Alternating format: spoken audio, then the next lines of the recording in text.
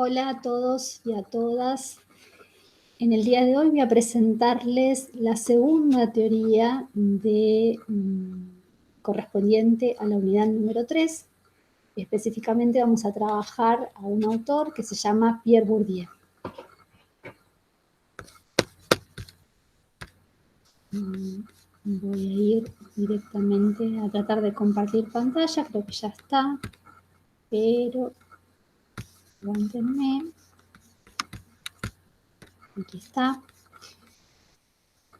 La idea es que lo veamos más grande, así es que vamos a ponerlo general. Bien, ese que tienen ahí es Pierre Bourdieu. Fíjense, bueno, como siempre ponemos la fecha de nacimiento, la fecha de defunción. También es un autor contemporáneo. Es un autor que es francés. Algunos datos que me parecen interesantes que tengan y que refieren es, bueno, justamente estudió filosofía en París, en la École Normale Supérieure. Desde 1955 ejerció como profesor, primero en el Instituto de Moulins y después en Argelia.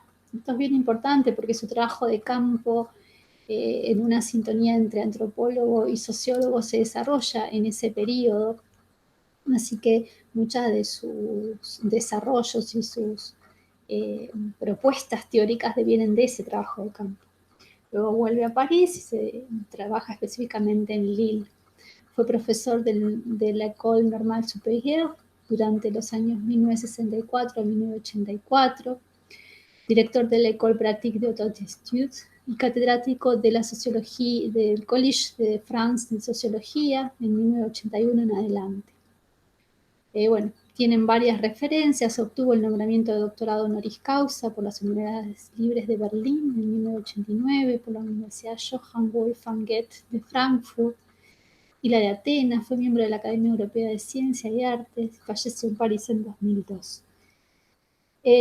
No podemos comprender la obra de Pierre Bourdieu sin ubicarlo también como un actor político, bien interesante. Así que, de hecho, las redes, YouTube básicamente está plagada de conferencias de él, así que cualquiera que le interese y desee trabajar alguna vez en relación a ciertos conceptos que son muy, ¿cómo decirlo?, como han estado muy en boga en todo lo que es el desarrollo de la sociología de los últimos años. Es un autor muy citado, un autor muy recurrido porque básicamente sus propuestas teóricas han sido superadoras en el sentido de que va a unir esto que estábamos viendo que ya lo inician Berger y Luhmann, va a unir el objetivismo y el subjetivismo, pero en el caso de él específicamente no se va a quedar con la mirada psicologicista, si se quiere, de Berger y Luhmann, sino que va a avanzar hacia una teoría nueva de lo sociológico. Y no solamente va a tomar elementos propios de Durkheim y Weber, sino que además en su teoría, y este es el gran, digamos, la gran superación de Bourdieu, también va a tomar elementos del marxismo. Entonces va a unir estas tres tradiciones y va a fundar algo que él va a llamar, y que así lo vamos a reconocer nosotros, como el constructivismo genético. De esto se trata su teoría. Bueno, esto es para que vean lo vasto que fue su obra. Verdaderamente es un autor muy fructífero. Toda su bibliografía es inmensa y seguramente me he olvidado de poner algunos textos aquí. Pero bueno, básicamente lo que nosotros tenemos que comprender es que su mirada es nueva, o sea, funda una nueva forma de abordar lo social. Y esto se va a llamar constructivismo, o algunos lo llaman también estructuralismo genético, ¿sí? Esta posición teórica entonces va a intentar superar esta antinomia entre objetivismo y subjetivismo. Va a decir que el principio de la acción es la complementariedad entre dos estados de lo social, ¿sí?, y por la historia objetivada en las cosas en forma de estructuras y mecanismos, que él va a llamar los campos, y la historia encarnada en los cuerpos, que es el aspecto subjetivo que él va a llamar los hábitos. Como yo les decía, va a retomar las nociones marxistas de capital, interés, lucha, y las redefine para dar cuenta de las fluctuaciones que acontecen en la toponimia social. Entonces, lo que yo voy a tener que comprender en el desarrollo de Pierre Bourdieu, y ustedes esto lo tienen en el texto de Alicia Gutiérrez, el texto que nosotros les aportamos de la cátedra es un manual para no darles, si no teníamos que darle como extractos de Bourdieu de distintos libros, pero el texto de Alicia Gutiérrez resume su teoría, es básicamente un manual como el de Arquette y Aznar, y en ese punto nos parecía didáctico y operativo para trabajar. Bien, ¿qué es el hábitus entonces? O sea, decíamos que Bourdieu va a unir digamos, dos miradas. Por un lado, el objetivismo, que va a estar dado por toda esta forma de pensar lo social como una cosa, como algo dado, como algo externo al individuo, que eso ustedes saben que viene de Durkheim. Ese objetivismo, entonces, él va a decir que va a conformar lo que está preestablecido, que él lo va a llamar campo, y ahora vamos a ver de qué se trata. Y por otro lado aparece lo que es derivado de las teorías más bien comprensivistas, como la de Weber, o como mismo el desarrollo del constructivismo, de lo social, que planteaban Berger y Luhmann cuando hablaban de habituación y hablaban de la construcción del yo. Entonces él va a decir que en ese punto lo social se hace cuerpo. Entonces él va a tratar de unir lo social hecho cosa, lo social hecho cuerpo, en una nueva teoría que va a tratar de conjugar estas dos cuestiones y que va a estar atravesada de alguna manera por conceptos del marxismo. Entonces, vamos a partir de qué es lo social hecho cuerpo. Él lo va a llamar hábitus y va a decir, y lo va a relacionar con, y nosotros también lo podemos relacionar por eso mismo, con el proceso de habituación que explican Berger y Luhmann. Recuerden que la habituación es la antesala de la institucionalización, ¿sí? La habituación es todas aquellas pautas de comportamiento que de alguna manera se hacen cotidianas, se hacen automáticas y que se van a generar una suerte de previsibilidad al actor, ¿no? Recuerden que Berger y Luhmann siempre planteaban de que existe una tipificación recíproca, ¿no? Entonces las personas van tipificando unas a otras, o sea, van de alguna manera como encasillando o pensando cómo le puedo nombrar ciertos comportamientos que vienen haciendo rutinarios y de alguna manera yo sé que después de que una persona se levanta, se lava los dientes, porque se lava los dientes, se lava la cara, después viene y desayuna. Ese es un hábito. En la medida que yo veo que se repite, eso lo voy de alguna manera normalizando. En mi cabeza genera como una especie de tipificación. Es así habitualmente. Entonces lo puedo prever. O sea, sé que fulanito de tal, cada vez que se levanta, hace esto. Esto genera que baje el estrés en el sentido de que una persona no tiene que estar siempre atenta a disposición del riesgo de que otra pueda agredirla. Entonces, según Berger y Luhmann, la habituación, la tipificación recíproca, la previsibilidad de la acción, genera que bajemos el estrés, que bajemos la guardia, ¿sí? Y que de a poco ciertos tipos de hábitos se vayan como institucionalizando. De ahí, por ejemplo, que podemos tener que los humanos comemos 4 veces al día, ¿sí? Porque está institucionalizado. Bueno, en el caso de Bourdieu, él va a decir justamente que los esquemas de percepción, de evaluación y acción, las disposiciones durables y transferibles, esas estructuras, es una especie de trabalengua, ¿no? Pero va a decir, esas estructuras estructuradas, predispuestas a funcionar como estructuras estructurantes, son esquemas generadores y organizadores de prácticas sociales, son esquemas organizadores y generadores también de percepciones y representaciones. Todo eso constituye un hábitus. Es la historia hecho cuerpo, es lo social incorporado. O sea, las formas en que yo camino, las formas en que yo me muevo, en que yo me comporto, las formas en que yo actúo en relación a ciertos tipos de acciones que se ubican como disparadores, tienen que ver con esas conformaciones que se me fueron dando a medida que me fui socializando, o sea, estas formas de orientar mi conducta que me fueron dadas, recuerden, por el referente o el otro significante en la socialización primaria y por esos otros significantes en la socialización secundaria, todos esos fueron de alguna manera generando las estructuras dentro de las cuales es posible que yo me comporte. Si yo no encajo dentro de esas estructuras, recuerden entonces que no soy parte de la sociedad. Entonces, para que un ser humano sea un sujeto, o sea, que esté sujetado por las sociales, tiene que estar conformado, está como modelado, como moldeado por esas estructuras, ¿sí? Por esa, como si fuese un molde. Imagínense que el hábitus es un molde que se va generando a medida que yo voy creciendo, ese molde me va moldeando, como que se me va imponiendo, y de alguna manera todas esas formas de hacer las cosas se me van haciendo carne, se me van haciendo propias. Entonces, lo que termina diciendo Bourdieu es que eso de lo social hecho carne es lo que nosotros llamamos hábitos. Ustedes me pueden decir, entonces hay muchos hábitos como hay individuos, y no, la verdad que no, el hábitus en general suele ser uno, y está muy bien vinculado con conceptos como los de clase, o está vinculado con conceptos como los de género.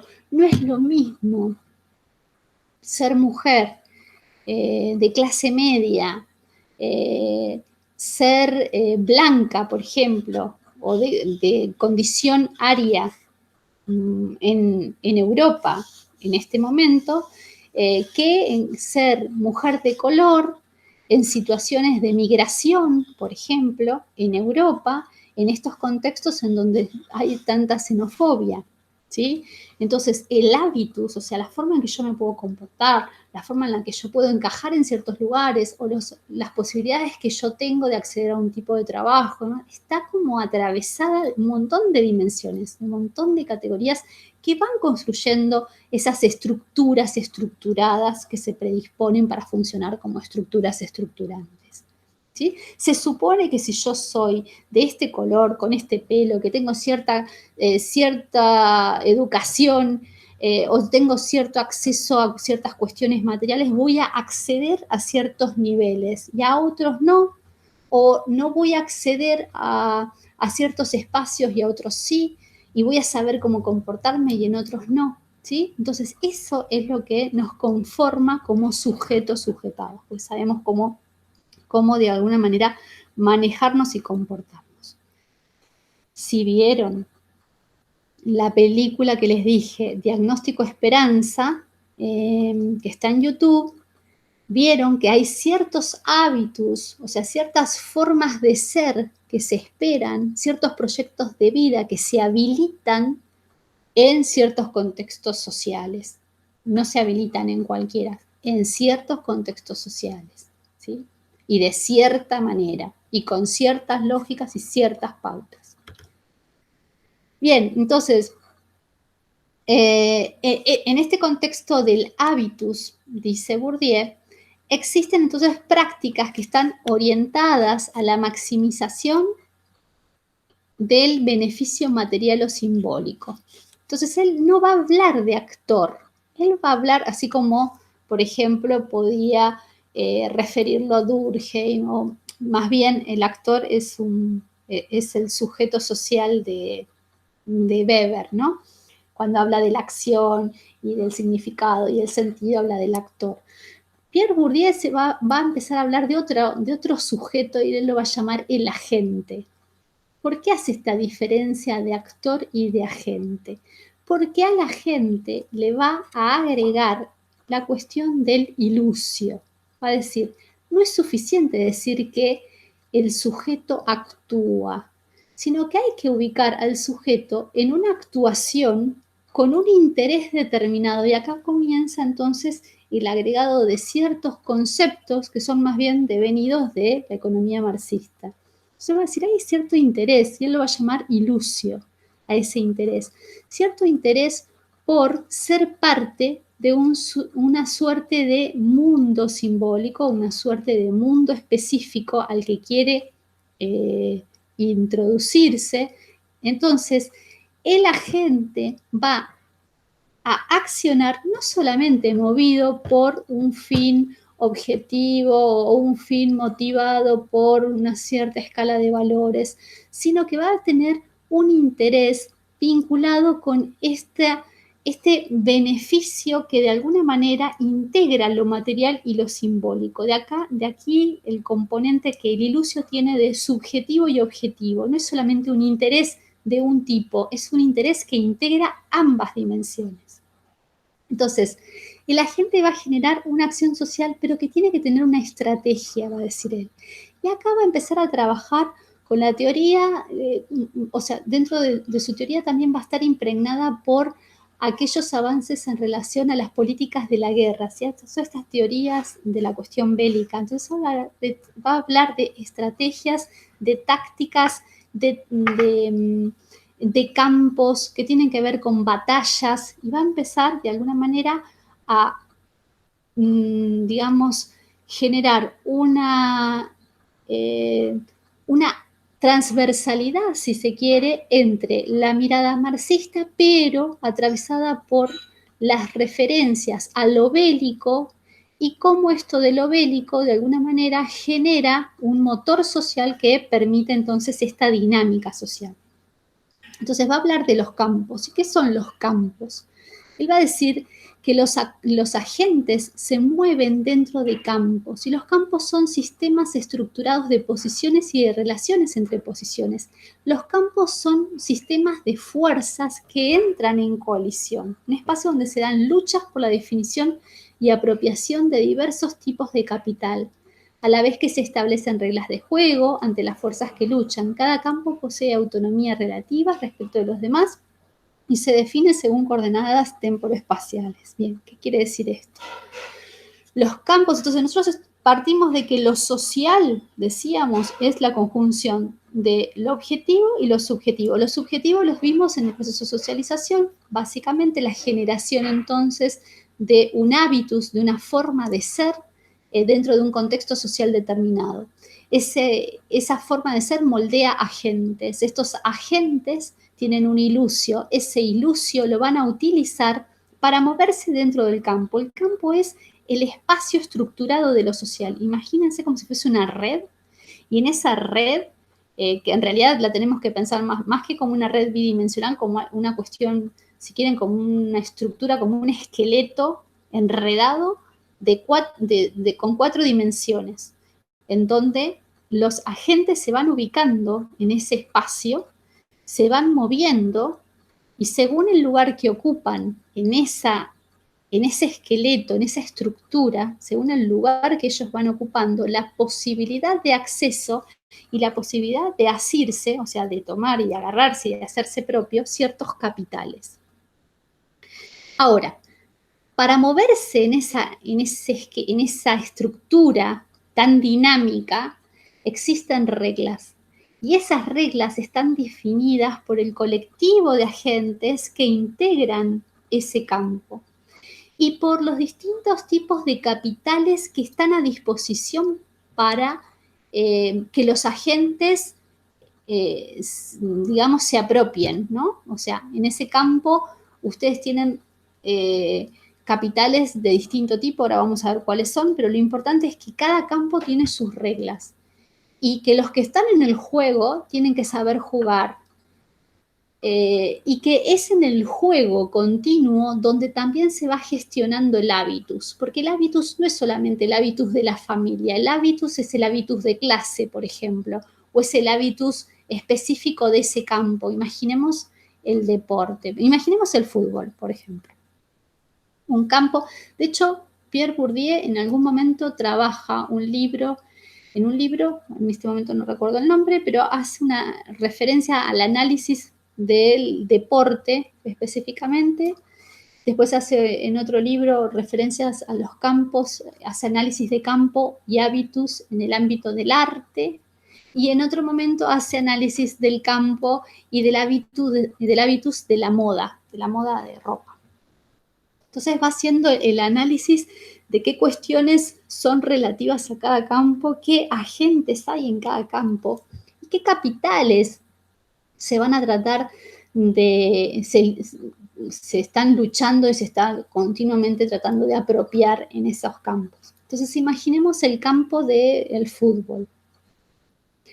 En el campo del fútbol tenemos un montón de actores sociales y dentro de esos grupos de actores sociales tenemos distintos agentes, en el sentido de que cada uno simbólicamente, o sea, individualmente, perdón, singularmente, es un agente que tiene un ilusio determinado y que por lo tanto va a accionar. Pero todos saben cuáles son las reglas de juego. Entonces, en el campo del deporte, imaginemos del fútbol, en la Argentina tenemos a la AFA, tenemos también, de alguna manera, quizás un poco más distante, pero vinculada directamente a la FIFA. Podemos tener a los clubes, tenemos a las barras bravas, tenemos a los jugadores, tenemos a las compañías deportivas, qué sé yo, Nike, Adidas, Reebok, Puma. Tenemos a los medios de comunicación que también accionan. Y tenemos, por ejemplo, yo les decía a los chicos en cursada en su momento, tenemos a las botineras también, que también accionan y también son un agente para jugar dentro del campo, porque hay distintos tipos de capitales que por los cuales van a luchar y van a detentar. Y si no, miren lo que es, ¿cómo es? Wanda Nara y Icardi, toda esta historia que parece estrambólica, pero no deja de ser mediática y no deja de generar ganancias. Por eso están dentro del campo, ¿sí?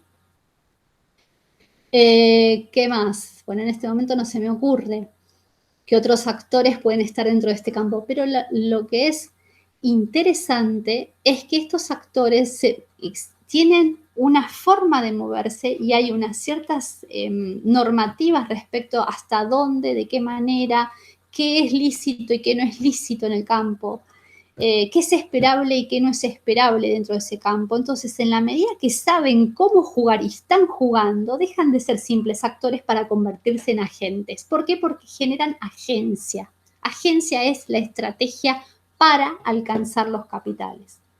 Porque no es solamente entonces la acción mentada y significada que decía Weber, sino que es la agencia, la táctica y la estrategia, ¿sí? La táctica de pensar cómo voy a moverme y la estrategia es la sumatoria de las tácticas, para ver cómo me muevo para luchar y alcanzar y ganar posición en ese juego, en ese tablero que tiene 4 dimensiones, para ver cómo voy subiendo y haciéndome cada vez de más capitales. Bien. Por otro lado, piensen que estas reglas van cambiando con el tiempo, o sea, no son fijas y cambian tanto con el tiempo como con el espacio. No es lo mismo las reglas del fútbol ahora con esta tecnología digital con la que se observan las jugadas que lo que era hace 10 años atrás. No es lo mismo. No es lo mismo el juego del fútbol ahora con pases de jugadores de millones de dólares a lo que era al inicio del siglo XX. No es lo mismo, ¿sí? Van cambiando.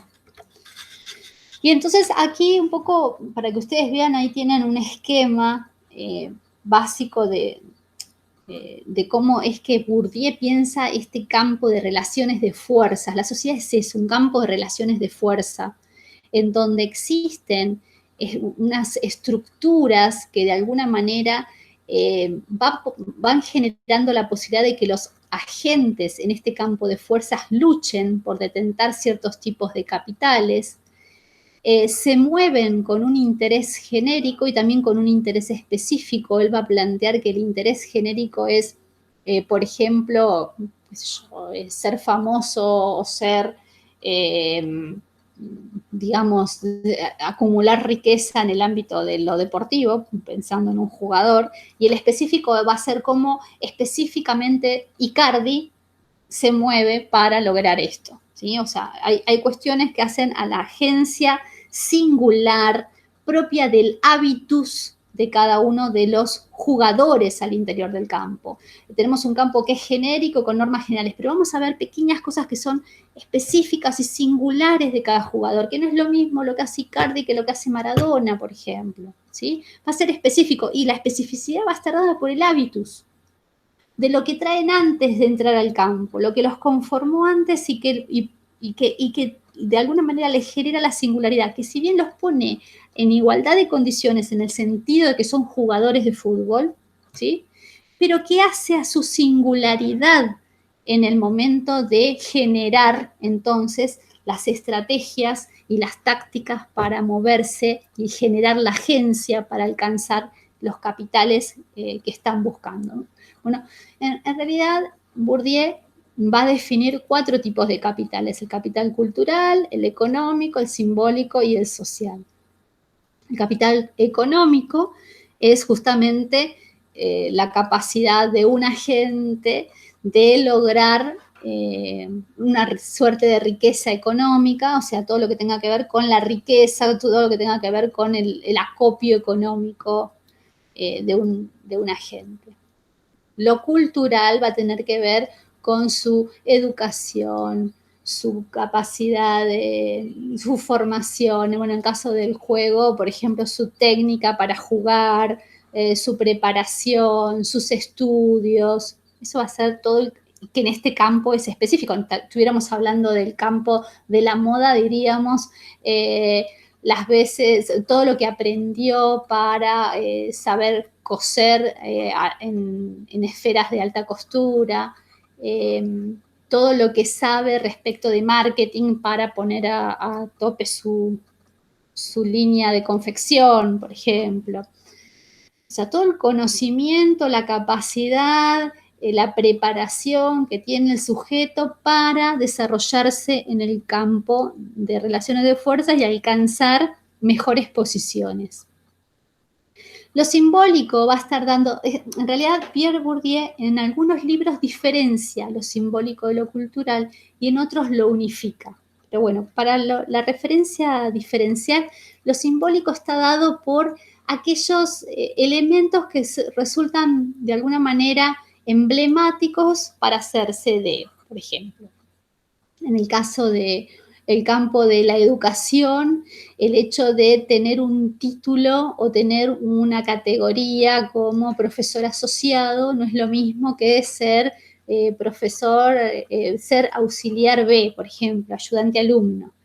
Simbólicamente, eso implica una suerte de jerarquía, una situación de poder frente a otros. Entonces, lo simbólico estaría dado por esa capacidad emblemática de que con algún tipo de ícono yo genero subalternidad en otros, ¿sí? En el caso de estos jugadores de fútbol que yo les digo emblemáticos como Maradona o Icardi, que yo en este contexto, imaginemos que son sujetos que ya el nombre es una marca, ¿sí? El nombre es una marca. Por ahí hay otros jugadores que, qué sé yo, alguno de acá de Bahía, de Liniers, vos los nombrás y no es lo mismo. No es lo mismo que decir, o qué sé yo, o de decir el Cholo Simeone en otras épocas, ¿no? O sea, el nombre solo es una marca. Entonces, eso es un capital simbólico, porque ya mi nombre de alguna manera tiene un recorrido, si yo voy a un evento y aglomero gente, por ejemplo, ¿sí? En cambio, si va Pepito Flores, no lo conoce nadie, no suma, básicamente. Entonces, ese capital simbólico también es un elemento a tener en cuenta, hacer que lo tuyo tenga más valor que el otro y de esa manera sigas acopiando. Entonces, por ejemplo, acopiando reconocimiento, acopiando esta cuestión de los créditos en YouTube o ser influencer. Entonces, todo lo simbólico quiere significar con esta cuestión de qué es lo que a vos te marca como que estás en un lugar de posición más alto que el de los otros y que genera subalternidad, básicamente. Y el capital social implica todos los nexos, los contactos, las redes que una gente tiene que le habilita cosas, que le habilita ascender, que le habilita ubicarse, que le habilita no caer de las redes de desarrollo que tiene. Por ejemplo, vos te recibís y empezás a buscar trabajo.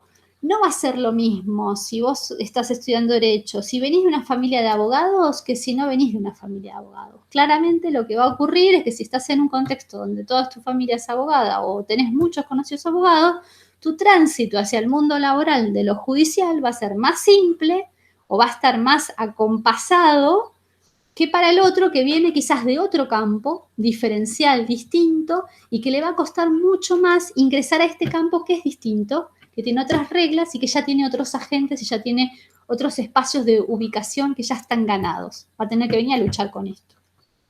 ¿Sí? Bien, otra cosa que dice Bourdieu es que dentro de estos campos de relaciones de fuerza aparecen estas estrategias de lucha, ¿sí? En donde va a haber dos instancias que son fundantes, va a decir él, la conservación y la subversión. ¿Qué es la conservación? Generalmente los campos tienen digamos, la inercia de mantenerse estables. Entonces, esto que les decía hoy, por ejemplo, es más simple que alguien que esté en una familia de abogados, estudie abogacía, y todo el proceso de acceso a los espacios laborales vinculados a ese tipo de profesión van a estar como de alguna manera normalizados, acompasados, porque hay una instancia de conservación del status quo. Ahora, que venga alguien de afuera a tratar de ingresar a este status quo genera en estos que están ya adentro una suerte de resistencia, dice Bourdieu. Hay una suerte de espacio de querer mantener lo que ya estaba, lo que estaba con... Entonces, estos que tratan de ingresar a este campo y que para ingresar tienen que romper con ciertos espacios de conservadurismo, generan lo que se llama la subversión. Generan cambios, pequeños cambios en el sistema, que inicialmente puede ser pequeños cambios, logran ingresar y luego el campo se vuelve a cerrar y vuelve a ser conservador.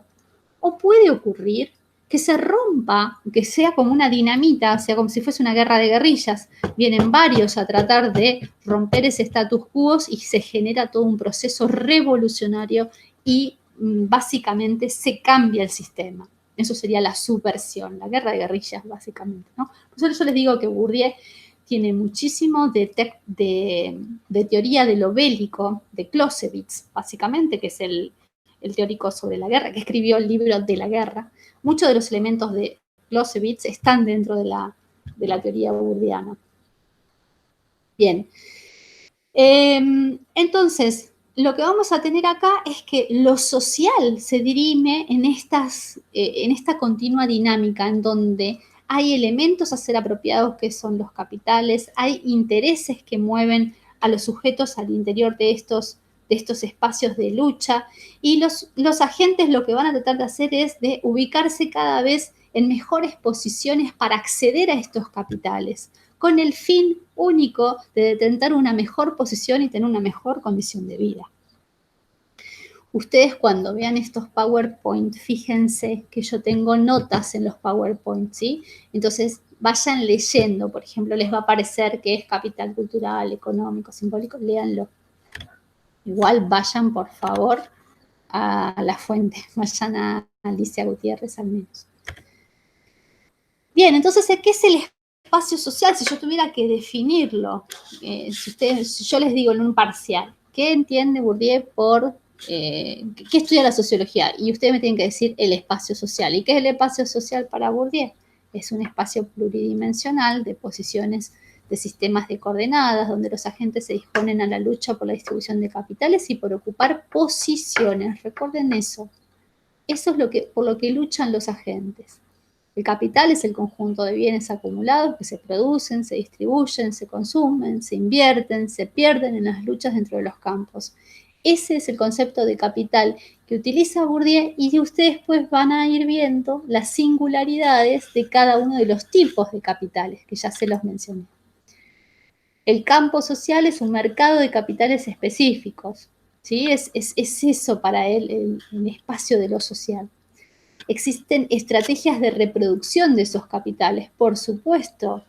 Las estrategias de reproducción de lo simbólico van a estar dadas, por ejemplo, en el ámbito de de los jugadores de fútbol por lo mediático, ¿no? En el ámbito de, pensemos un capital simbólico, cómo yo genero mi imagen y cotizarme mejor en los clubes, no solamente porque juegue bien, sino porque me tengo que hacer conocido. ¿Cómo me hago conocido? Con la ayuda de los medios de comunicación. Por eso es tan importante, por eso entran también a jugar acá los medios de comunicación social. ¿Qué es la clase? Bueno, él va a hablar también de clase social objetiva y va a decir que es la condición de clase más la posición de clase. Esto es bien interesante porque es parte de las teorías marxistas que diferencian la clase en sí de la clase para sí. Y va a decir que la condición de clase es entonces no solamente la posición en el sentido de que yo estoy en un lugar y sé a qué tengo acceso y a qué no tengo acceso, sino que también va a estar en relación con la clase en la que yo me pienso que estoy. Muchas veces pasan estas cuestiones de que existen clases sociales subjetivas y objetivas. Va a ser esta diferenciación. La clase social subjetiva es la clase a la que yo creo pertenecer. Y ustedes van a decir, ¿cómo que la gente cree pertenecer a una clase a la que no pertenece? Sí, muchas veces pasa esto, ¿sí? Y la clase social objetiva está dada no solamente por la posición que yo ocupo en la estructura, sino por mi distancia en relación a otros tipos de clases sociales. No es solamente el hecho de que estoy en este lugar de la estructura, sino qué es lo que qué es lo que el hecho de estar acá habilita, a qué me genera acceso. De ahí la condición de relativo. Porque, y esto para darles un ejemplo, uno puede decir que es pobre en función de los ingresos económicos que tiene. Pero uno va a decir que es pobre o no pobre también, puede decirlo, en función de los ingresos económicos que tiene en relación a otros países del mundo. Entonces, siempre la relación en vinculación con otro me da entonces el lugar específico de la posición en el contexto del universo en el que yo estoy inmerso. Eso es bien interesante. O sea, nosotros, y esto lo aclara Bourdieu, nosotros no solamente nos tenemos que quedar con la posición que ocupa ese sujeto, sino que hay que dar cuenta de la estructura general en la que está inmerso para poder comprender que esa posición lo habilita o no lo habilita a ciertas cuestiones y a ciertas otras, ¿sí? Lo habilita a algunas y a ciertas otras no. Entonces, siempre es importante saber la posición absoluta, por decirlo de una manera, y la posición relativa, porque sin la posición relativa yo no tengo dimensión del acceso a las cosas. Yo puedo decir, en este país hay hambre, pero ¿en relación a qué? O puedo decir, la gente en Argentina, por ejemplo, tiene un ingreso per cápita a nivel mundial, qué sé yo, de $20 mensuales, por ejemplo. Una barbaridad, eso es un horror. Pero yo tengo que ver en la posición relativa qué compra con esos $20 mensuales al interior de su país, de su contexto, para poder imaginarme verdaderamente cuál es la condición de vida. Por eso siempre decimos, cuando vamos a analizar las condiciones de vida de las personas en sus países, vieron que siempre decimos, no se necesita saber solamente cuál es el salario en dólares, que sería la moneda con la que hacemos las comparaciones a nivel general, sino que yo lo que tengo que saber es cuánto cuesta en dólares, por ejemplo, un litro de leche, cuánto cuesta en dólares el alquiler de su casa, cuánto le cuesta en dólares el transporte. Entonces, de esa manera, lo relaciono con su ingreso y ahí tengo entonces la posición relativa. Si no, no tengo nivel de referencia, o sea, el lugar absoluto, la posición absoluta, no me da ninguna referencia. Necesito el contexto para poder comprender. Esto es lo que va a plantear Bourdieu. Bien. El siguiente punto dice, las prácticas sociales de un grupo de agentes dependen de las posibilidades objetivas que poseen y de los hábitos incorporados en relación con volumen y estructura de capitales del campo. Entonces, esto es básico, ¿no? Todo lo que nosotros podemos desarrollar o no podemos desarrollar dentro de un campo va a estar en vinculación con la cantidad, y ahí viene la relación con el volumen, la cantidad de capital que está disponible en ese campo. Y esto es un poco lo que les decía hoy, si hablamos de países como que están pauperizados y que no tienen posibilidades de mercado laboral y desarrollo industrial, de desarrollo de puestos de empleo y demás, básicamente los pequeños capitales por los que la gente va a luchar van a ser ínfimos y la mayor cantidad de la población va a estar básicamente al mismo nivel. Entonces, siempre tengo que relativizar y contextualizar el análisis de las prácticas sociales en función de los volúmenes de capitales que están dispuestos dentro del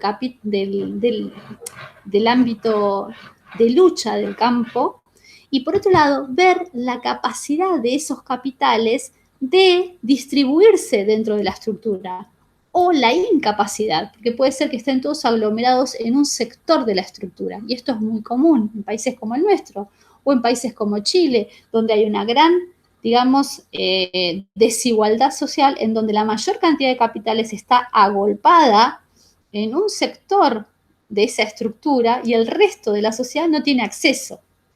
¿Sí? Bien. Bueno, ahí ustedes tienen el volumen y la estructura global del capital, la cantidad de tipos y distribución y el peso relativo. Bueno, son ejemplos, ¿no?, de lo que es capital cultural. Van a ir viendo el estado incorporado, los hábitos, las ideas, el estado objetivado, los bienes culturales. O sea, de cada capital lo que aparece en estas diapositivas son referencias a cómo están relacionados con la distribución y el peso relativo. Lo que es importante es que el capital social, como les decía yo hoy, tiene que ver con la pertenencia a una red durable de relaciones más o menos institucionalizadas. Esto es bien importante, o sea, y nos va a servir a nosotros para luego analizar lo que viene en la unidad 4, que es el tema de las cuestiones vinculadas a pauperización, pobreza, vulnerabilidad social y demás. Entonces, el capital social lo que me asegura de alguna manera es que las personas están sujetadas en el espacio de lo social, tienen una red que las contiene. Esto es lo que es más importante. Esa red que las contiene, entonces, es lo que hace que esté de alguna manera enlazado. Y de ahí es que nosotros después vamos a trabajar los conceptos de vulnerabilidad social y los conceptos de exclusión social. Bueno, fíjense que ahí dice que el capital cultural tiene tres elementos. El estado incorporado del hábitus, que son las ideas, valores, habilidades. Esto es lo que se hace parte en la socialización. El estado objetivado, ya el capital cultural objetivado es lo que yo obtengo, digamos, como parte de mi desarrollo de mis propias habilidades, valores, qué sé yo, sé tocar un instrumento, sé escribir, entonces tengo libros agolpados.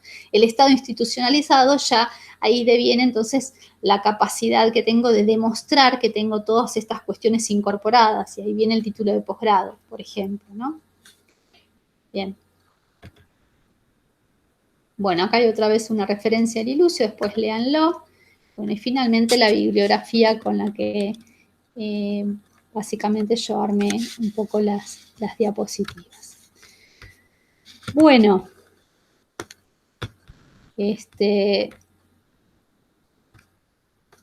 hasta acá entonces la presentación de lo que tiene que ver con lo que ustedes tienen que saber. O sea, creo que lo más importante es que comprendan que el constructivismo o el estructuralismo genético, como se llama la teoría de Bourdieu, intenta entonces trascender, ir más allá de la antinomia, o sea, superar la bipolaridad esta de objetivismo-subjetivismo, las unifica y las atraviesa con conceptos propios del marxismo. Entonces, ustedes para el parcial, básicamente, y para el práctico, tienen que saber qué es capital, cuáles son los distintos tipos de capitales, qué es un campo, qué significa campos de fuerzas, qué son las posiciones, qué es el ilusio, qué es la agencia, qué más, qué es el hábitus, por supuesto, qué significa lo social hecho cuerpo y lo social hecho cosa, y cómo se dirime esta cuestión de la densidad, el volumen y las reglas como para asirse de los capitales dentro de un campo de fuerza y dentro de las luchas, que es el conservadurismo y que es la subversión en el espacio de la estrategia. Bien, y con eso doy por finalizado y bueno, cualquier cosa me van escribiendo. En la próxima clase la vamos a tener sincrónica, que va a ser Foucault, y seguimos avanzando en esta unidad 3.